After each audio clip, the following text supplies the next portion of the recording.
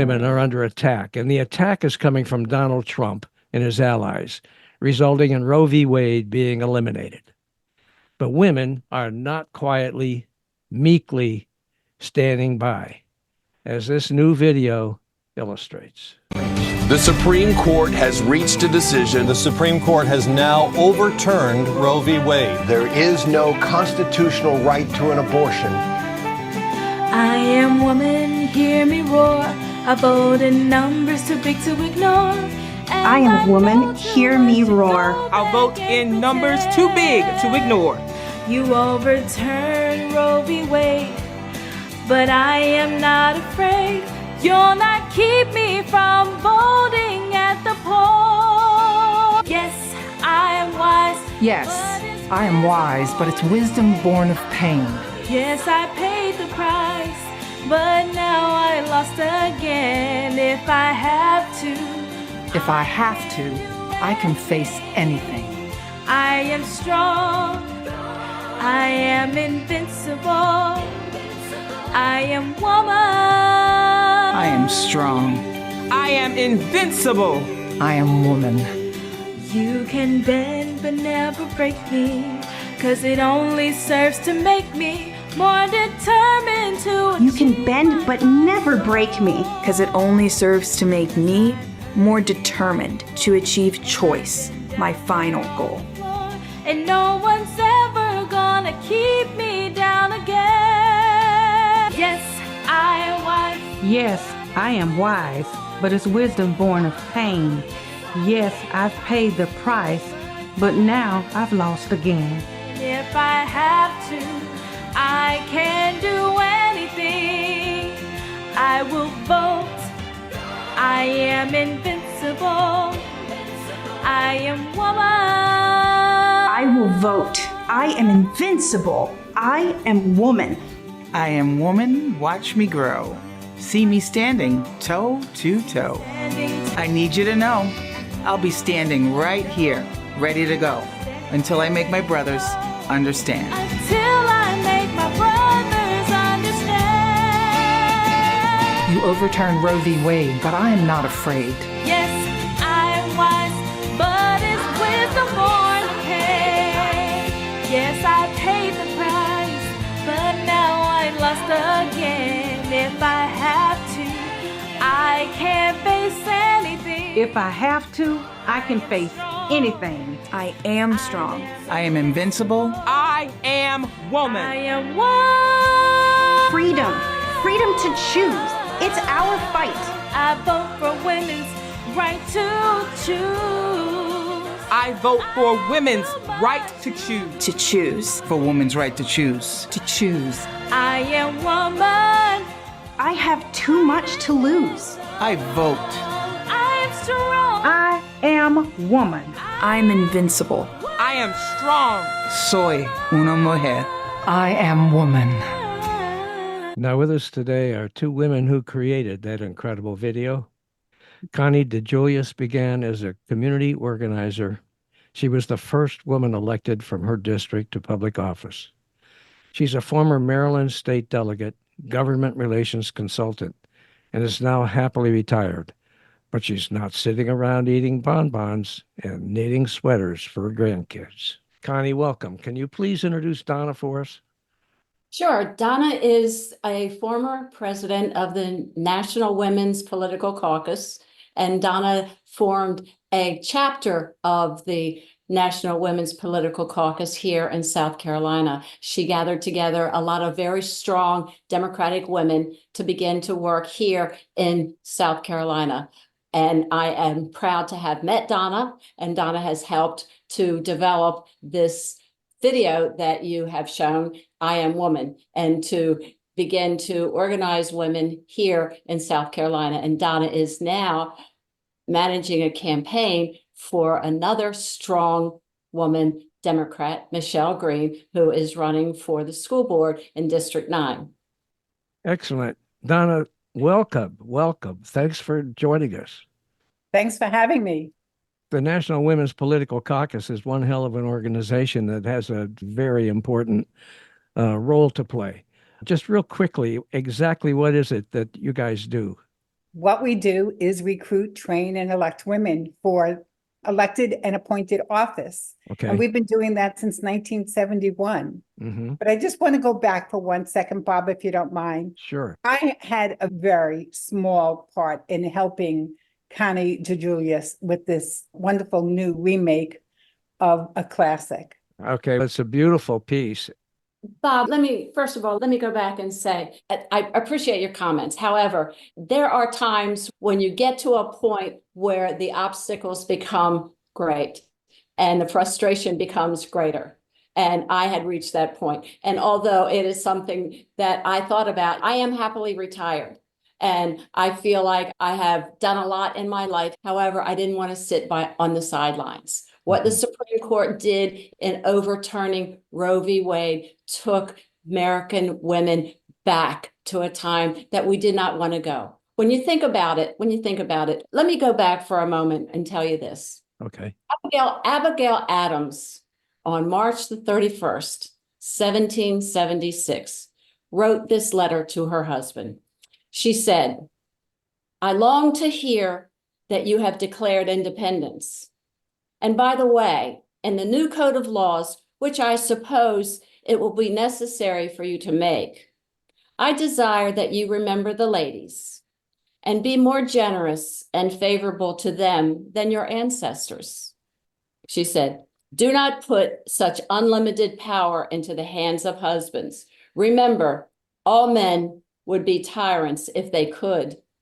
If particular care and attention is not paid to the ladies, we are determined to foment a rebellion and will not hold ourselves bound by any laws in which we have no choice or representation." Okay, so we are not fomenting a rebellion. But however, we think about that, okay? Think about that. That was 248 years ago. And then in 1848, it was the first convention for women to rally and demand a vote. And then it took 72 years before women got the right to vote. Some women. And some women, not all women, not American Indians women, not African American and women of color to get the vote. Some women. And now, and then it took us 52 years ago to get the right to control our own body. And then when Brett Kavanaugh became a justice of the Supreme Court, and then U.S. Senator Kamala Harris asked him, "Can you tell me what law exists where it controls a man's body?" And he said, "Are you asking me about medical?" She said, "No, it was a very specific question." And he couldn't answer. He said, "I can't think of that right now," because there isn't. However, when you think about it, the government wants to control women's bodies, and women have had to fight for 248 years to have the right to be full citizens of this country, have had to fight to have the right to participate in their government.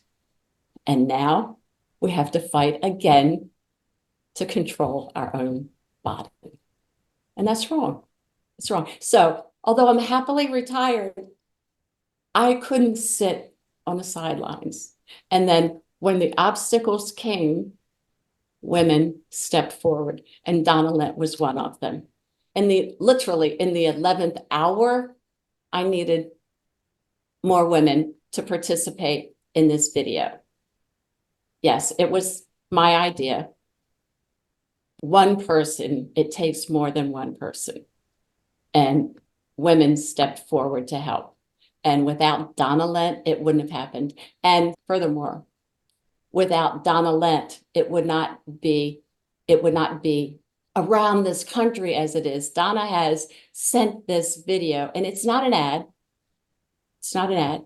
Mm-mm. It is a message. It's a message to women of my generation, of the generations that came after, to remember that we have the power. We have the power, and the power exists in that hard-fought vote that we have to use it, to exercise it, to come out and to voice your anger at what has happened.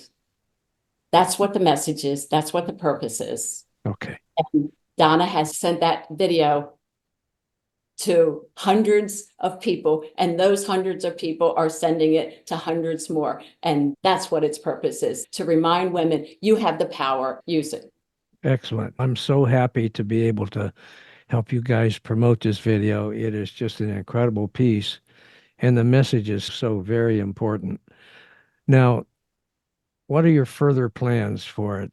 I'm hoping that it will continue to gain attention. Mhm. We would love to see it played at the Democratic National Convention this coming up in just a short time. Yeah. It has been distributed to our chapters across the country. I believe that every delegate in the state of Washington and Maryland have received it. Many of our elected women have received it in Congress. Okay. Also, it's going to just keep growing. It's an anthem. I received calls after I sent it out. One woman from Florida, a very good friend of mine, in tears over it, because she said, after all the work that we did, all the marches that we attended, to maintain and keep hold of choice. As a matter of fact, in New York, that's where I'm from. You can probably tell by my accent. Long Island, I bet. Yes, Long Island. And in 1992, I got involved with an effort. At that time, we had a Right to Life party in New York. Mm-hmm. Believe it or not, they had ballot access. Okay. Because in New York, just as in South Carolina, you are able to cross-endorse major party candidates. Okay. So we tried to form what we called the Choice Party, because our goal was to provide a voting booth education to people, that if a candidate appeared on our Choice Party line, you knew where they stood on choice. Because at that time, we found that there were Democrats that were being endorsed by the major party that did not support reproductive freedom. So I spent 2.5 years of my life on that. It was a failed effort. We did file. We had a candidate for governor and lieutenant governor that year, but it was a lot of hard work.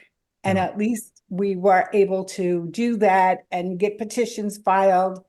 And that the next time a seat came up on Long Island with the Suffolk County Legislature, it did go to a woman that had received 14% on the choice line as an independent line. That was before our effort to create the statewide party started. It got attention, and they stopped endorsing anti-choice men. Okay. Or men that did not support reproductive freedom, because it's just not about abortion. It's about birth control. It's about IVF. It's about access. Right. There's so much involved in it. It is not just, everybody would like to reduce the number of abortions. Sure. Nobody is pro-abortion, Right. but I am passionately for reproductive freedom and women to be able to make or access a safe, healthy way to make these decisions for themselves. There has to be access. Okay. All right. Now the song says, "Until I make my brothers understand." What does that mean? How many men are in the anti-choice movement? Tell me the last time they were pregnant. Tell me the last time they were faced with not being able to have a healthy procedure because of a miscarriage. Yeah. There are too many men in the anti-choice movement. Get out. Get out. Bob, here's what it means. Here's what it means. Okay. When the Supreme Court overturned Roe v. Wade, first, let me say this. It put in jeopardy a lot of cases that had already been decided by the Supreme Court. Here's an example of what it did, and I'm not an attorney. What it did, it put in jeopardy the clause in the 14th Amendment that guarantees due process. And some of the cases that were determined by that 14th Amendment was the Dred Scott case, Brown versus Board of Education, same-sex marriage, the affirmative action, race-based college admissions, so many cases that were based on the due process clause of the 14th Amendment. But here's the other thing, and this goes to what Donna was saying. in state legislatures, first of all, when Roe v. Wade was overturned, states started enacting laws that were so restrictive. And here's how it breaks down. In legislatures across this nation, 30% of state senates, women are 30%. Okay, 30% of state senate, of the state senate, 30%. All across the country. All across the country. So here's the example. There are 1,973 state senators and legislatures. Okay, 592 are women. So that's 30% of state senators across the nation are women.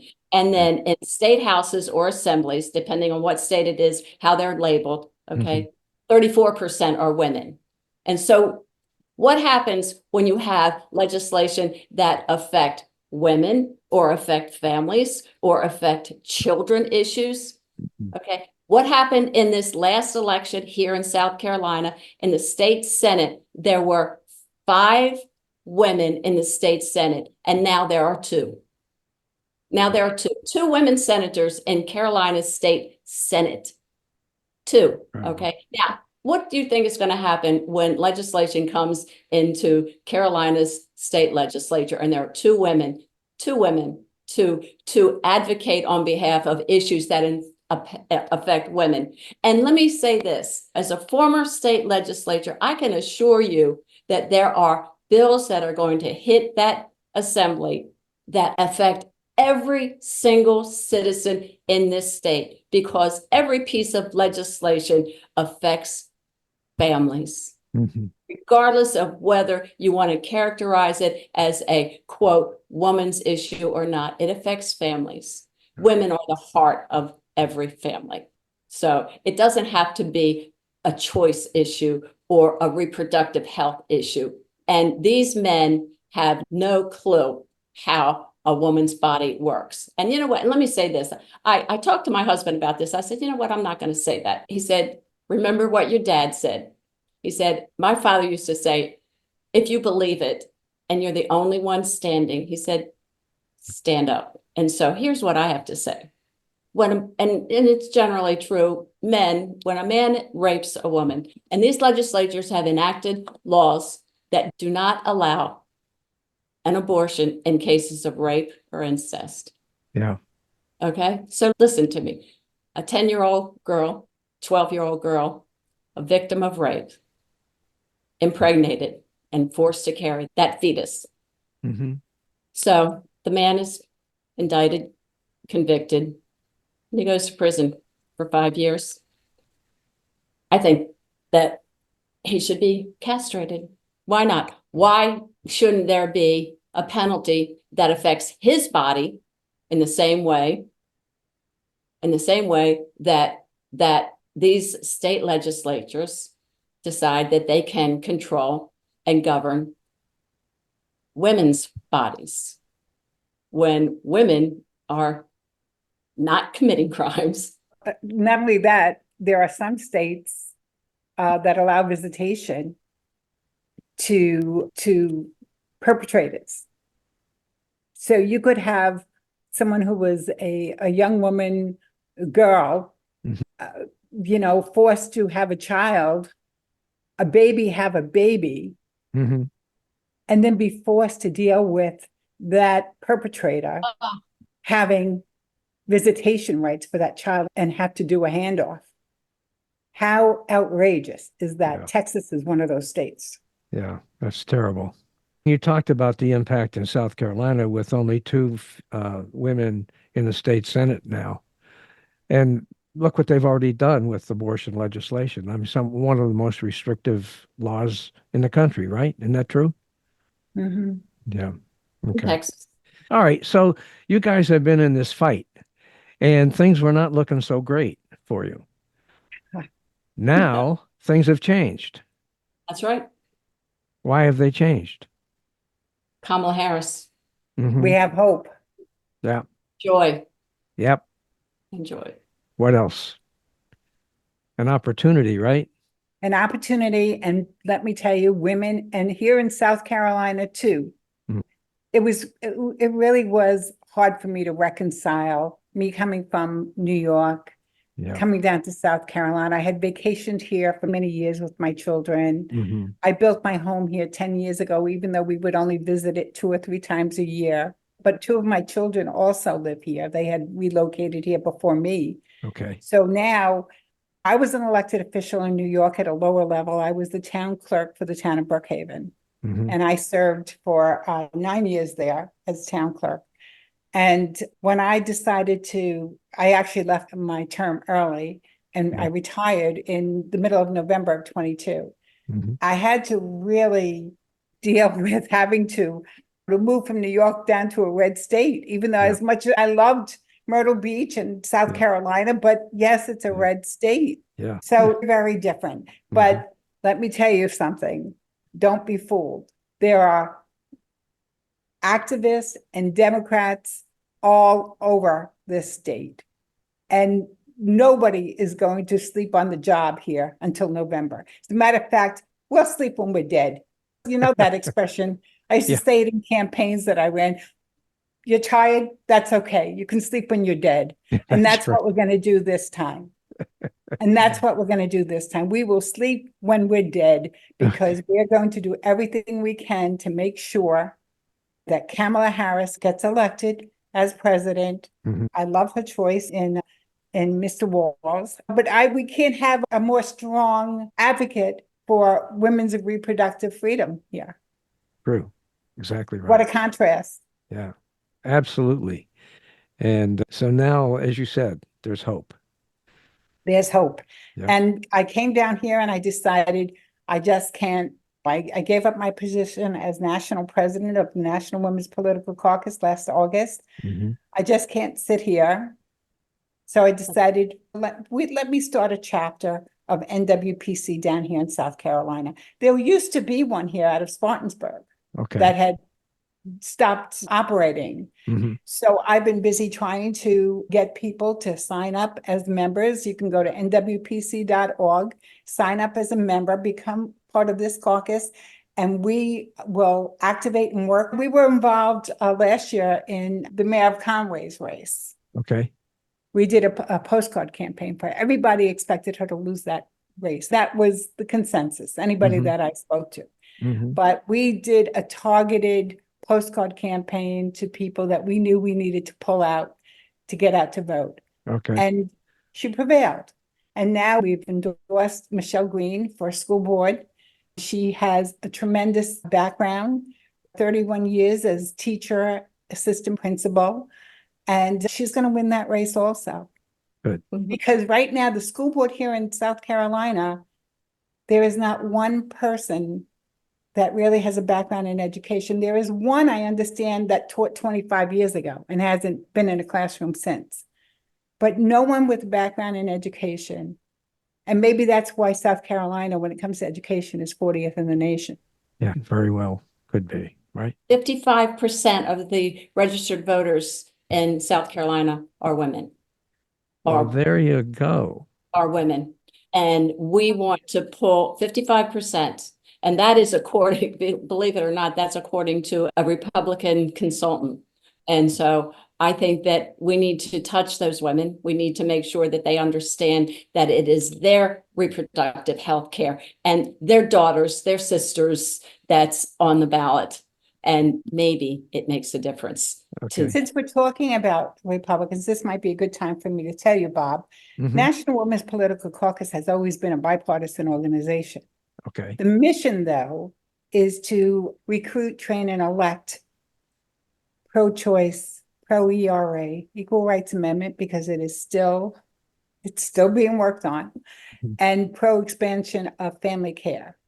Those are that is the mission. The only problem we have now is that probably since 2000 and the advent of the Tea Party, Republican women that were solidly pro-choice were targeted. And now you won't find really a woman running for office. It's very difficult to find a Republican woman who's willing to stand up and say, yes, she is pro-choice. Oh, that's true. Doesn't mean they don't exist, because they exist. Trust me. What's your message to voters? our message is to the women. Our message is to the women. That our message is to the women. And it is because it is women's rights that are on the ballot. My message is to the women because it is the women's rights that are on the ballot. And they are in jeopardy. They are in jeopardy. There is absolutely no reason why any government should attempt to control women's bodies. And that is exactly what's happening. And there's an overarching concern as well. I think this Supreme Court, has really gone so. I'm at a loss for words in terms of how this Supreme Court has undermined the very foundations of this country. Yeah. And that is frightening to me. Yeah. Okay. So my message would be to women, do not sit back and think that someone else is going to do it.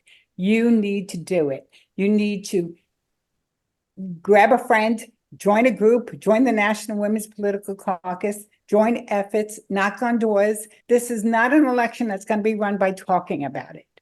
All right? Don't sit around a table and talk about how things should be, how they could be. Get out and do something about it. And don't think that your vote doesn't matter. Just that there are elections that have been literally won by one vote per precinct across the nation. Mm-hmm. The Kennedy election, one vote per precinct around in every precinct in this country, one vote. And Bob, there were 5 women state senators in South Carolina. Now there are 2. The 3 women who lost were Republican. One of them lost by 31 votes. 31 votes. Wow. 31 votes in her primary.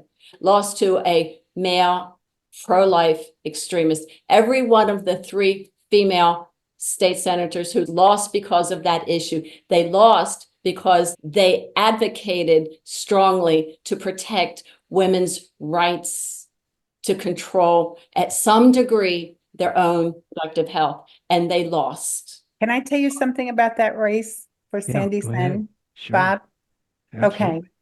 So I offered up women in my group. I had contacted her campaign headquarters or her campaign staff on Monday before Election Day. All right, the primary. Right. I said, get me a list. I have people that are willing to make phone calls to get your vote out. Mm-hmm. And I'm sorry to say, but the person told me that they were done making calls. They had already finished up that morning. Wow. And I said, okay, but you're going to do phone calls tomorrow, right? Everybody on your list that is a yes vote, you need to call them tomorrow to let them know, to make sure they actually got out to vote. Yeah. They didn't have a plan for that. Okay. You cannot tell me, there is no way where I would ever accept that calling through her list again on Tuesday, that we couldn't have found those 31 votes. Sure. My marching orders on a campaign day, on an election day, when I send my volunteers out to knock on doors, to do lit drops, it's always shake those trees. Get out there and shake those trees, because you got to shake every vote out, because people, although they are well-intentioned, they will still forget. You don't stop calling people to make sure they got out to vote until they can't get online at the poll anymore. Yeah, it's too late. You just keep calling. Okay. And once they tell you, yeah, we voted for this case, voted for Sandy Sen, you take them off the list. You don't need to call them again, but you just keep doing it. That's why I say you sleep when you're dead. Yeah. You keep working and working until the last very minute. 31 votes to lose by 31 votes is absolutely sickening. May I say something? Sure. Strong advocate. This is funny. When I first moved to Myrtle Beach 3 years ago, and in a grocery store, and maybe I was a little frustrated because I had so much, and this was literally, we hadn't been here a month, and I was in a grocery store and I was in a hurry, and the clerk said, well, honey, you're in the South now. We move a little bit slower here.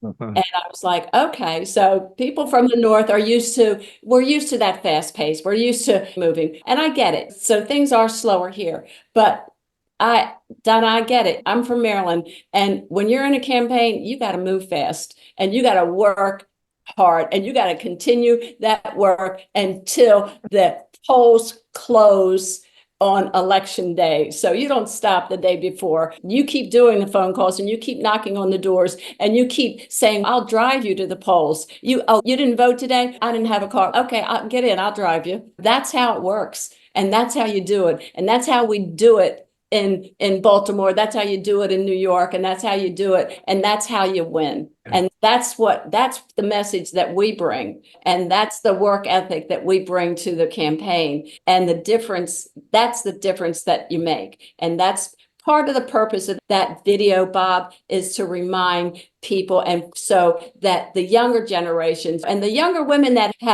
there's been some criticism that song was outdated. That song originally by Helen Reddy was the anthem for the women's rights movement in the 70s. The young women that have responded to me, they're in tears as well. They love it. They love it. They're touched by it. The woman who sings that song, her mother is in that video. Her mother is the woman in the baseball cap. Her mother. Anisha Green is her name. Anisha Yes. Green, a beautiful singer. Anisha Green is the singer. Her mother is in that video in the baseball cap. Her mother, single mom, Navy veteran, raised that young woman, and they put their heart and soul. Every woman in that video put their heart and soul in it, took time, some of them time off from work, but women were absolutely unbelievable in their commitment to making this work. It's my opinion, you guys are unbelievable. This is an unbelievable, beautiful piece. And it needs to be an anthem across the country. It does. And I'm hoping that somehow it can be played at the Democratic National Convention. We're trying. It's That's in just a great. lot of hands right Okay. now. All right. Okay.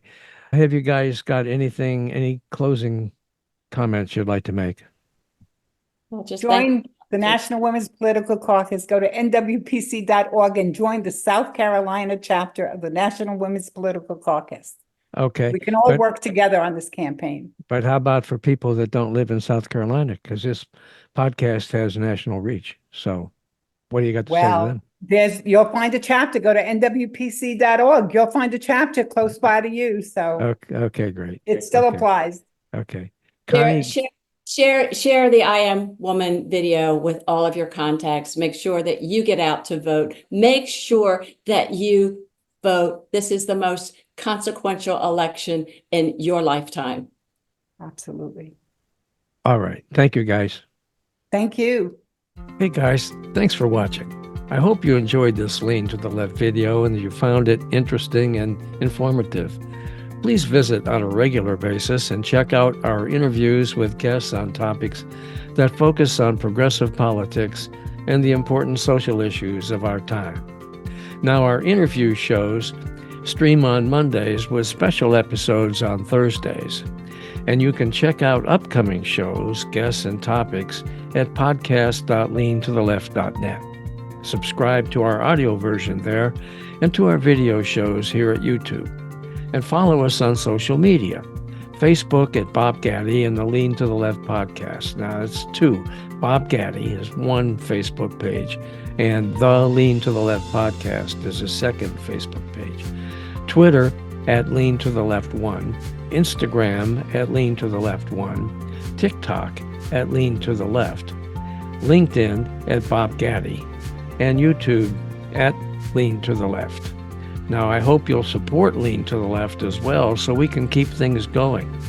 Just click on the Donate tab at the top of the leantotheleft.net homepage and contribute by buying me a cup of coffee.